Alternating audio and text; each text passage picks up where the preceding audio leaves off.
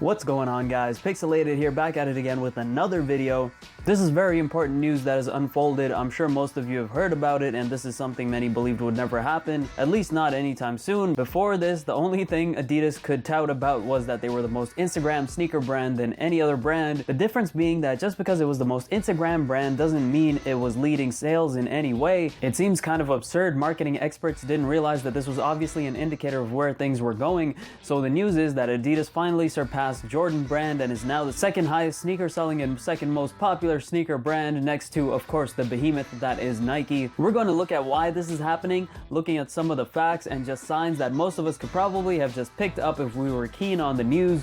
So first and foremost, we have to look at the numbers, and the numbers reported by NPD Group, the market tracking company, showed that from January 2017 to August 2017, Adidas market share grew from 6.6% to 11.3%. That's almost doubling their market share in half a year. That's an impressive feat no matter how you look at it. All the while, Jordan brand grew from 9.4% to 9.5%, a measly 0.1%. Now, I haven't been looking at the numbers that long, so correct me if I'm wrong, and maybe they had a much larger share in the past, but Jordan brand is a long-running brand that has an entire 30 plus years of history behind it, right? How is it that its market share is so small and Adidas outgrew it in a matter of, say, a couple of years? It seems absurd. Even Matt Powell, who's like the guy who works at NPD Group, pretty much an employee there who hates everything Kanye West for some reason. I've actually had a Twitter back and forth with him when Adidas was on the rise and he just wasn't having it.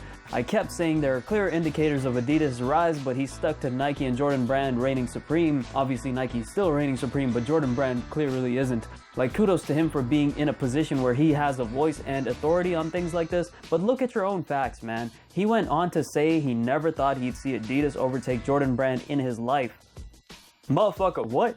Did you think you were gonna collapse and die in the next few months? Seriously, all joking aside, there were some clear examples of why this was inevitable. Let's get a few facts out of the way. Adidas' growth came from a handful of factors. Quite a few are probably not what you're expecting, but once I mention them, you'll probably be like, ah, that sounds about right. So for one, the Adidas Superstar was the top selling sneaker in the United States last year. Some of you have probably heard that already, and you're going, yep, that's right. And this includes the Stan Smith segment of the company as well. They are extremely popular also. I had never seen more Stan Smiths in my life until maybe 4 or 5 months ago.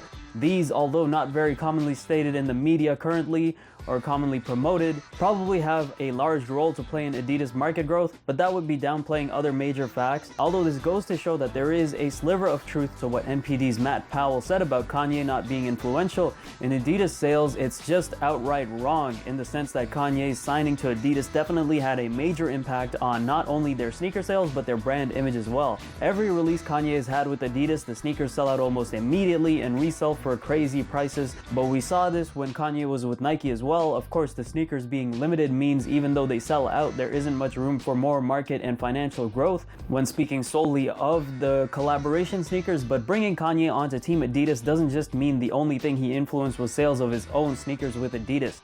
Adidas utilized Kanye to debut their now ever so popular Ultra Boost, and this was the beginning of an era of comfort that is unmatched to this day. If you plan to compete with Adidas, I really hope you're not trying to do it in the comfort category because, and not to sound like a blind Adidas fanboy, but it really is true, Boost Tech is hands down one of the most comfortable, if not the most comfortable thing you'll ever set your foot in for a long time, unless some revolutionary technology comes out anytime soon. Now, Boost technology, in my opinion, has a life of its own, and many sneakers with Boost Tech sell insanely well. Two models that have since become iconic for doing just that are the Ultra Boost and the NMD. These released in super limited quantities at the start. Some styles and models still do, but largely no matter how many of these Adidas pumps out, they sell really well, and to Adidas' credit, they're great style sneakers.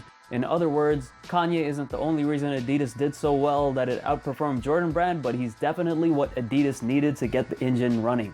There's obviously still a lot more at play here. One of Adidas's best-selling, or just the best-selling sneaker entirely in like the past half year was the Tubular Shadow, which isn't expensive or has Boost Tech or is related to Kanye. One could make the argument that it kind of looks like a Yeezy 350, so you could see where the influence might bleed in there, but at the same time, there is no direct relation to Kanye or even Boost Tech. Whereas Nike and Jordan brand have stuck true to their tried and true marketing, nothing really out of the box. Adidas Adidas has done a great job with marketing, especially on social media. You'd see Wex respond to tweets all the time, constantly posting on Instagram, etc. And because Kanye made Adidas cool, plenty of style and fashion influencers jumped on it to the point where Adidas became the most Instagram sneaker brand. Adidas also went out of their way to collaborate with a lot of other artists from different industries, pumping out collections from them seasonally. This was a strategy that I found very interesting. One of those artists happened to be one of my all-time favorites, which is Pharrell. So Adidas was the most Instagram sneaker brand, more than Nike. Every time I go on Instagram, it's amazing to me how many Adidas and Boost themed sneaker feature pages there are. While I struggle to find even 5 decent ones specific to Nike or Jordan brand, Adidas has shown their true ability to convert people who used to be loyal to Nike or Jordan brand to loyal Adidas customers. And I'll tell you why this shouldn't come as a surprise to us. A couple years ago, an outlet mall opened up about 10 to 15 minutes from where I live. This was news to us because up here in Canada, we don't have those premium outlet malls, or at least not in my area. So this was refreshing to me. I live in the GTA, the Greater Toronto area, so one of the cities surrounding Toronto. So no, I'm not that far off from civilization, and yet we still didn't have an outlet store. And one of the biggest stores there, which I was excited about, was of course a Nike outlet store. I honestly couldn't believe there was one opening up so close to me, but every time I went in, I was underwhelmed and ended up coming out empty-handed. I don't know what it was. I fell in love with the brand when I was younger and I wanted to go in and get something, but everything just seemed so tired and stale.